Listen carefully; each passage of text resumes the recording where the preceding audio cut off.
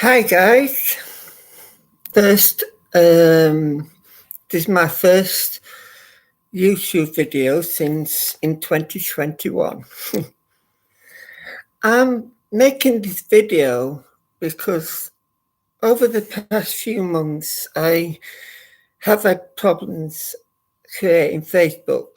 For some reason I keep forgetting my passwords, so it looks about 8 or 9 Facebook accounts when in reality I've actually got 3.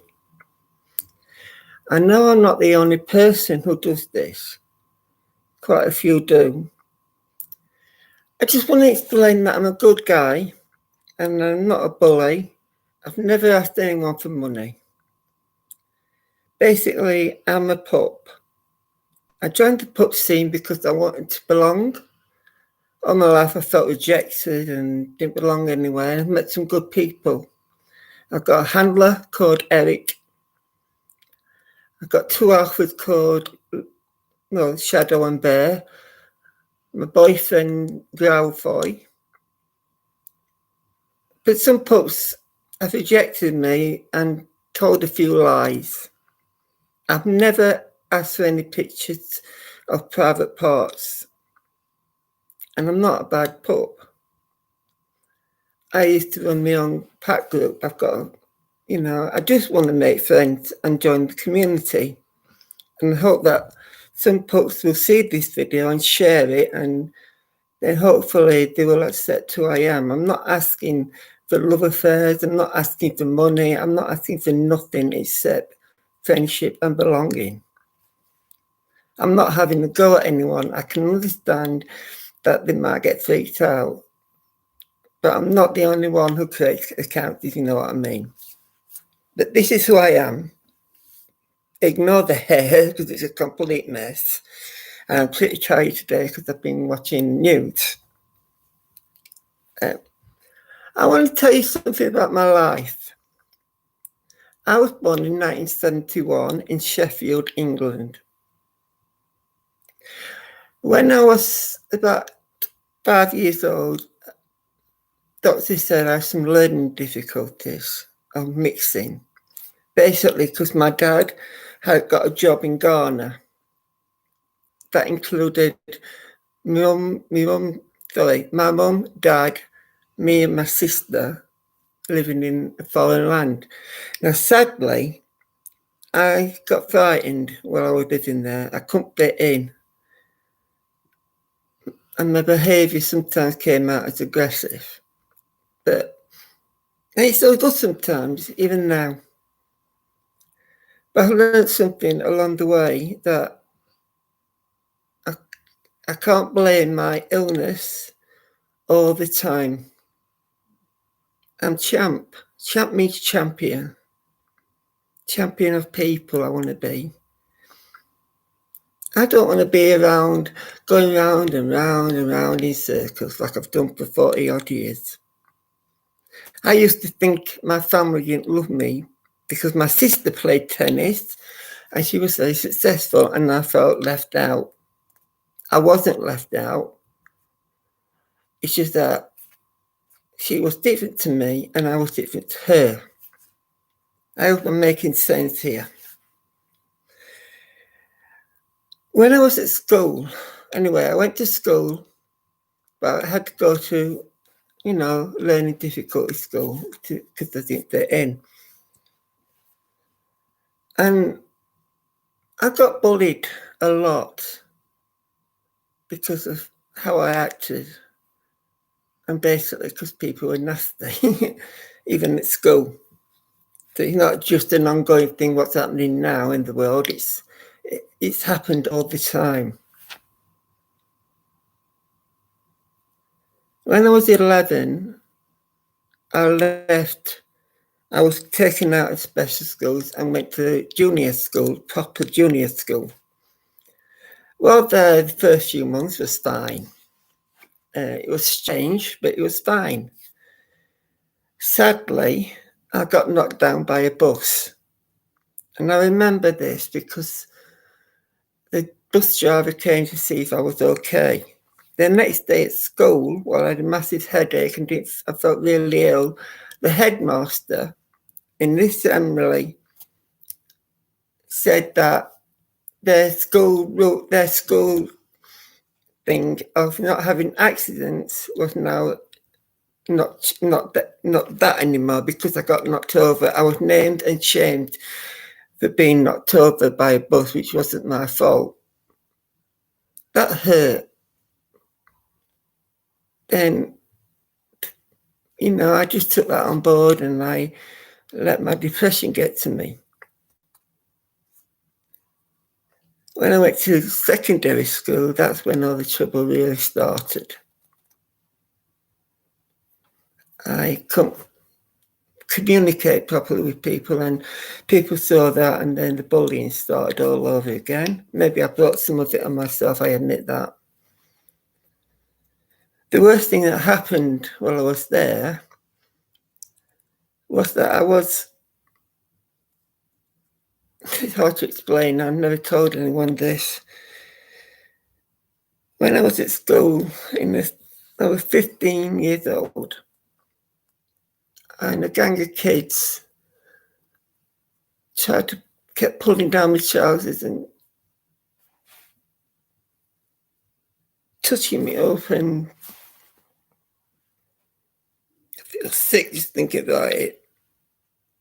And I started screaming, and the dinner ladies came in and told me to go to the office. I was in trouble.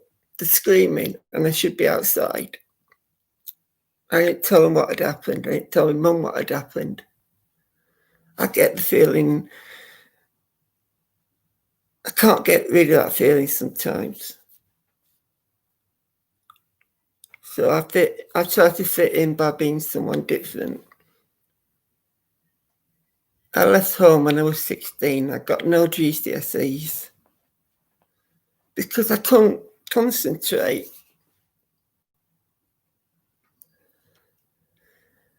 My sister moved to America, and I left home. I lived in a high-rise flat on the 11th floor at Herdings in Sheffield. I was there 18 months. There was a drug addict next door, and also a glue sniffer. That's what started me on weed. And I've never had a problem with weed. I sometimes smoke it because it helps my depression and it helps me eat. I've never done anything wrong. The only problem I've really had with addiction is alcohol. Alcohol and me have had an ongoing battle for 30 years, but I have cut down a lot.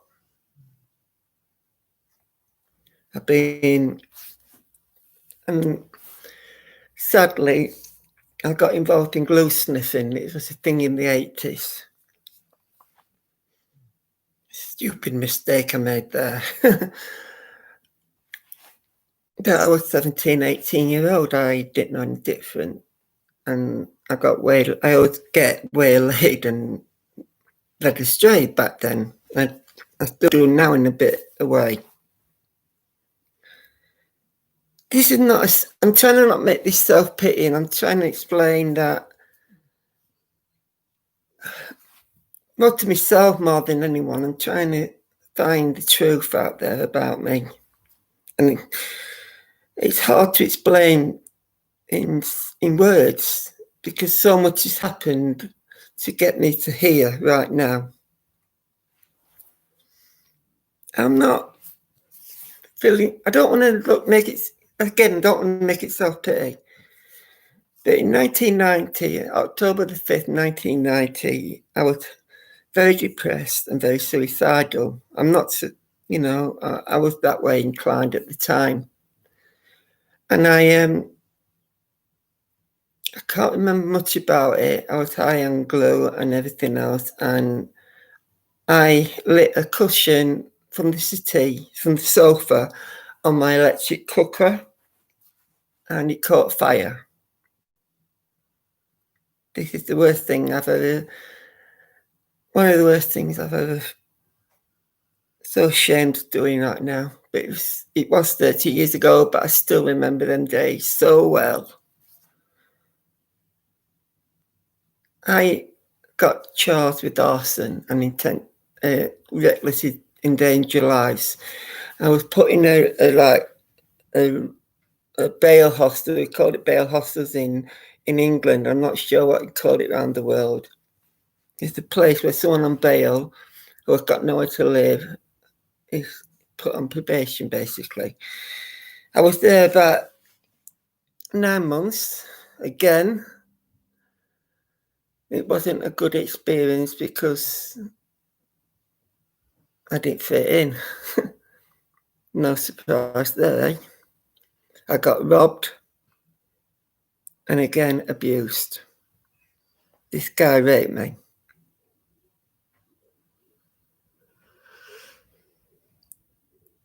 He was already in there for rape and child abuse.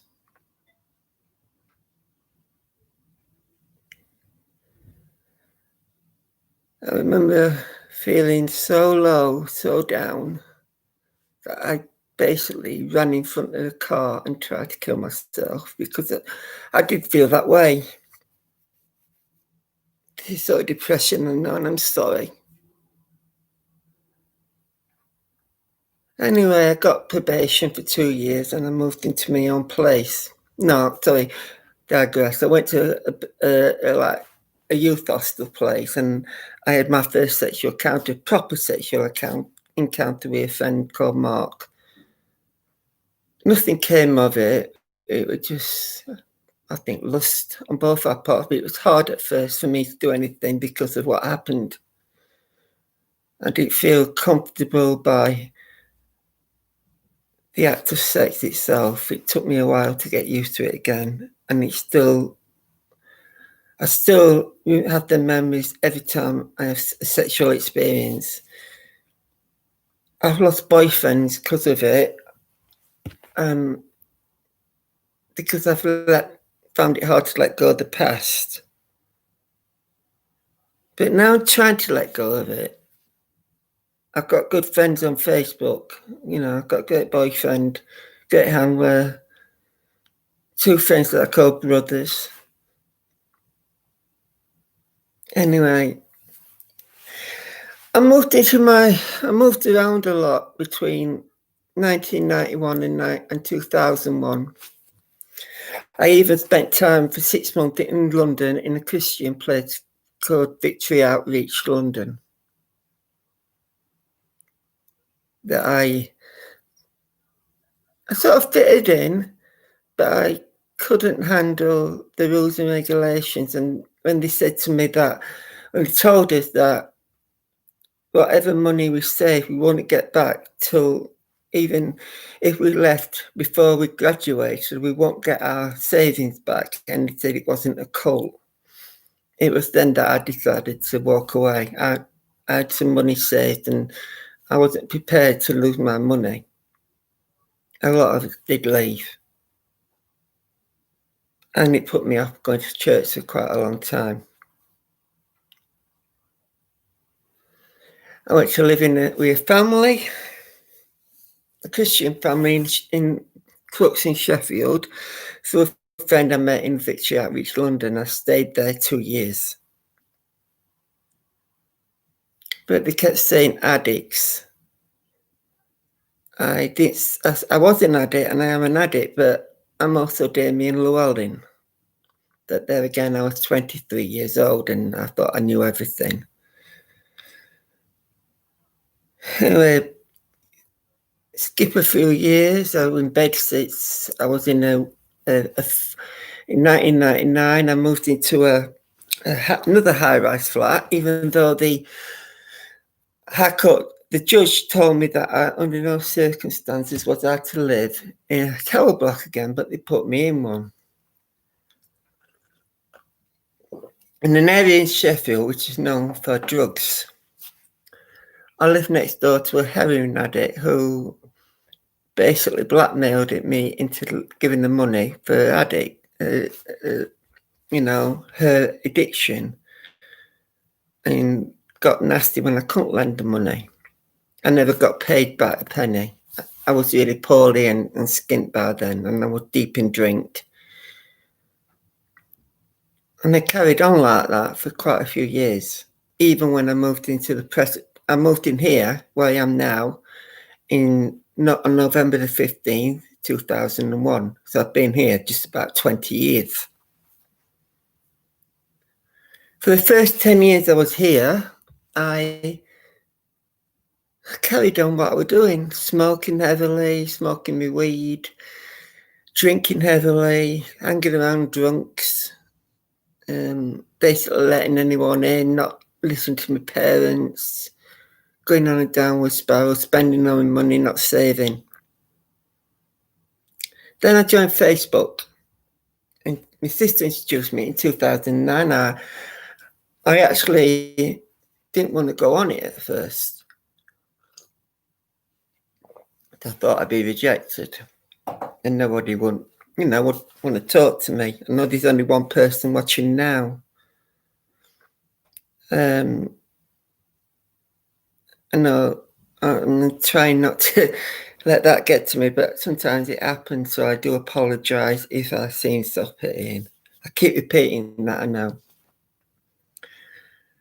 But through Facebook, I got in touch with a few people who I still talk to now, 10 years later. And one guy in Dinnington, Sheffield, and a few others. Then in 2011, my first soulmate came along, Matthew.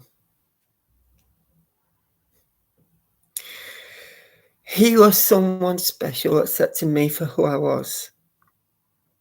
And I accepted him, and I felt, for the first time in my life, I felt loved, true love from another guy.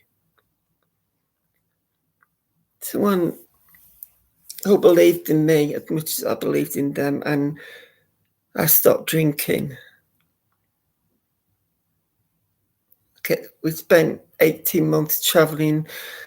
I travelled to Bedford, he travelled to Sheffield, then he had diabetes and he was going blind and he was impotent, but that didn't bother us. We realised that sex didn't come very important. We had each other, and they were great years. The first few years were great. We walked a lot, we talked a lot. We never stopped talking. I mean, some days, we didn't talk, we just sat there in each other's company, but that didn't mean we didn't love each other, because we did.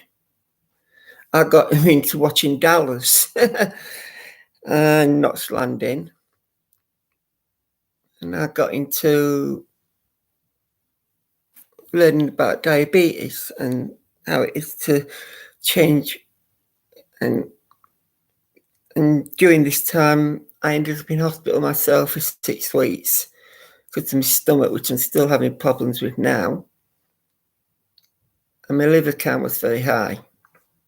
Even though I wasn't drinking, I remember they gave me a breathalyzer test a couple of times while I was in hospital, even though I never drank. No, I didn't mind. I just wanted to get better. I never truly found out what it was. I had a temperature and everything. And I even had an operation on my shoulder because there was something wrong with that. And then I started with these fits. And all that time, Matthew came every single day to visit me. Never failed, even though he was ill himself. His legs were giving way and he was going blind, and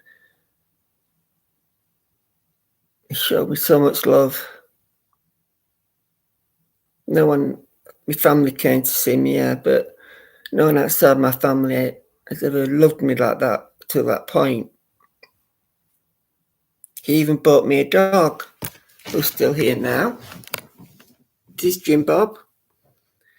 He surprised me with Jim Bob. He said he was going to the doctors, and me and my mate were talking, and he'd been gone about 4 hours. And I said, "Where's Simon? Where's Matthew?" A knock came on the door. and he was there. I remember him, glasses on, his eyes off, half closed, with this cute little bundle of joy. First thing Jim Bob did was go into his sock basket and knit my sock. And since then, he still does it. Watch. Don't you?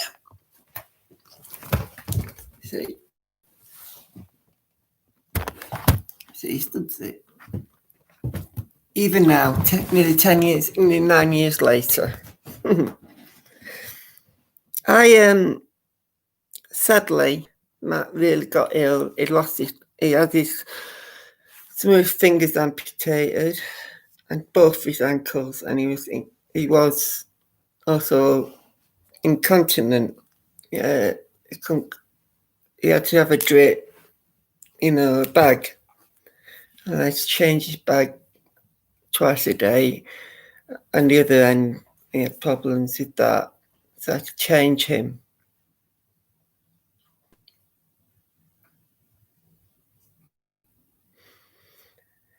Thinking about that, it seems like only yesterday, not 5 years ago.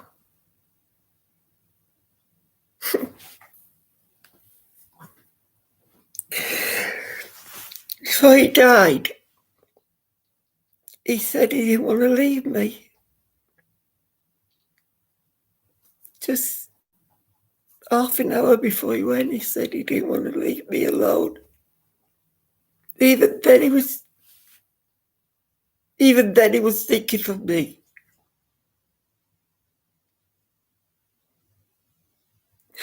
And I never felt so much pain in all my life. I felt that part of me had died with him. And I felt that way for a long, long time. I went drinking again. I went off the rails. I spent all the money I saved. But I was so lonely. And I miss him. I still miss him now, even though I've got a partner. He was truly a man who loved me. And I miss him every day. Next Wednesday, we'd have been together 10 years, and I believe that if he didn't live, we'd have still been together. Even his mum and dad got in touch, and still get in touch with his mum now. Send Christmas cards and message occasionally. I basically went on Facebook a lot after Matt died. That's when I started all this self-pitying modes with my statuses. Then I went on like that for a few years, not really looking for love. Then sadly I kept losing my accounts because I kept forgetting the password, and the password I thought I had wasn't what Facebook accepted. So I kept creating new ones, even to this day. People say I've got 20 accounts. I haven't got 20 accounts. I've got 3. 2019, I started getting messages of guys who said they was in the US Army and on the Peace Corps. The first time this happened, I actually gave them in gifts a total of about £300, plus clothes, a football, what cost me 58 quid. And then they said to me, and I fell in love with this guy, this dream. Foolish I was at the time. I didn't know any different. And no one had told me about it. And I didn't know my friends then. And basically I gave up after that. I had a breakdown. This was April 2019. I ended up in a psychiatric ward. I'm not a nutter, so no one say I'm a nutter. But I only stayed there a week and I came home. It was shortly after that that I remember something Matthew told me, that he was into the pup scene, even though he never officially joined it, and he had a lot of pups and they always made him feel welcome. I never thought of it until that day. And then I realised I could fit in. I might finally be able to fit in. And basically, the first pup I met was a disaster. Then I met Shadow, who was fantastic, and Bear. And they're together now, and looking forward to hearing about the wedding. Sadly, I've had some pups who lie about me. I don't understand who I am. Maybe it's because of my age, maybe how I look, I don't know. I just want to say that I'm sorry that I sent the request. I didn't do it on purpose to hurt anyone or stalk anyone. It's just that I like having friends, even though they're virtual friends. I get carried away, I admit that. I'm sorry. Sorry I go off like that. But this means the world to me. This stops me being me.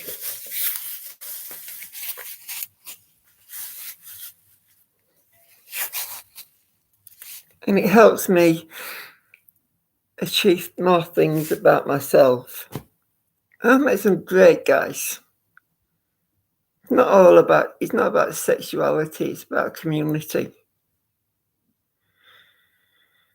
People don't understand why we wear my hoods. I wear mine to hide the pain. There's so much else I can tell you, but I just don't want to go into everything.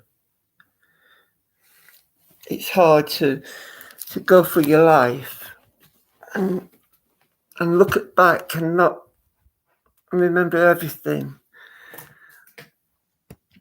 I just hope in future I can remember the good times. And I intend to. I'm maybe older, but I'm also wiser. And still, I'll make the occasional mistake. Who doesn't? I love being me, and I love my friends. And I even love those who had a go at me, because that's life. I forgive them, and I hope they forgive me, because we're all pups, and it's hard for people to fit in. I'm not a stalker. Maybe misinformed sometimes, that's all. And never hurt anyone. Unfortunately, my depression causes my mood swings, and a lot of people see that wrong, but I also know a lot of people who are worse off than me. My hope for everybody at the moment is for peace. I pray for peace in America. I pray that whatever happens, we don't see January the 6th again. I pray that this coronavirus and people wear masks and stay wearing masks and take the vaccine. Please take the vaccine. I'm having mine next week. Okay, it took a long time for it. Normally takes about 5 years or 10 years to make one. But this has been worldwide in the making, not just one. It's been worldwide. And yes, it's been quick, but what do people expect? It's a pandemic. It had to be quick. We've got to stop being prideful and scared. It's not just the flu we get. Even if we don't have the symptoms, I know we can pass it on. And I don't want to pass it on. I want to be with my mum and dad. I want to be with my boyfriend. I want to visit my handler. We all just need to pull together. Even me, I'm scared sometimes to go out, like I'm scared of my past. I pray that some people see this video and understand me a little bit more. I can't explain anything else. I probably forgot what I was going to say, and when I hang up, I'll probably remember. But basically, just try to understand that I do try to be friends, and I am trying to change. You know, I don't want to live in the past. I want to live in the future. And I like singing. And I'm going to give it a go, so I do apologise. But before I go, I think I'll sing a song that sort of sums up how I'm feeling right now, and then I'll leave you all to it. I won't bore you anymore.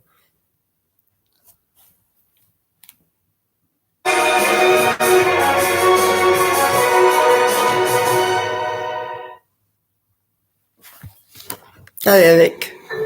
A smart meter won't revolutionise your day. This is like from everyone who's older and remembers it. This is a song from my teenage years, and I'll try and sing it.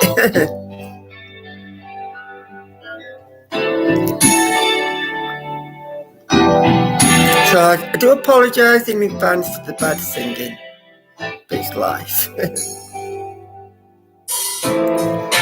Holding back the years, thinking of the fear I've had so long. When somebody hears, listen to the fear that's gone. Strangled by the wishes of Peter, hoping for the arms of maiden. Get to me the sooner or later.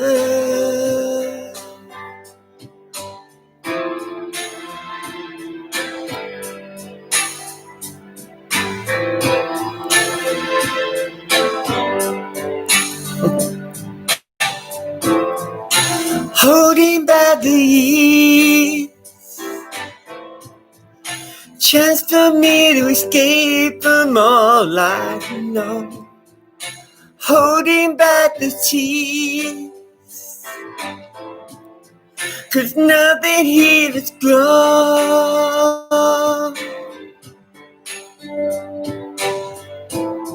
I wasted all my tears, wasted all those years. Nothing has a chance to be good. Nothing ever could, yeah. I'll keep holding on. I'll keep holding on. I'll keep holding on. I'll keep holding on so tight. Sorry.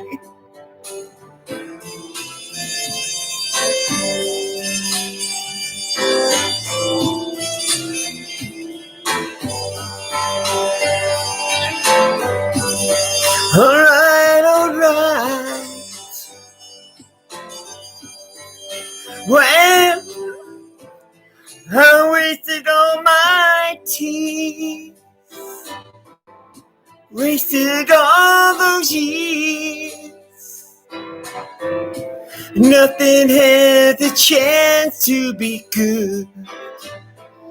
Nothing ever could.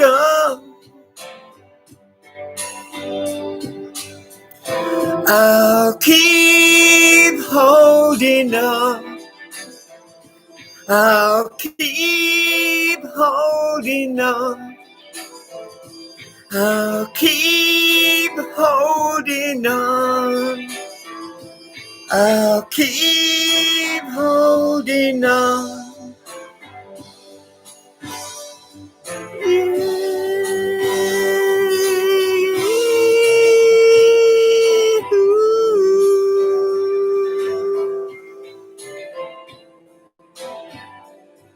That's all I have to see. It's all I have to see. Thank you all for watching, and I hope this makes sense to you all. Thank you. I love you all. I love you, Eric. I love you, Eric. I love you, Liam. I love you, John. I love you, Luki. I definitely love you, Chris. God bless.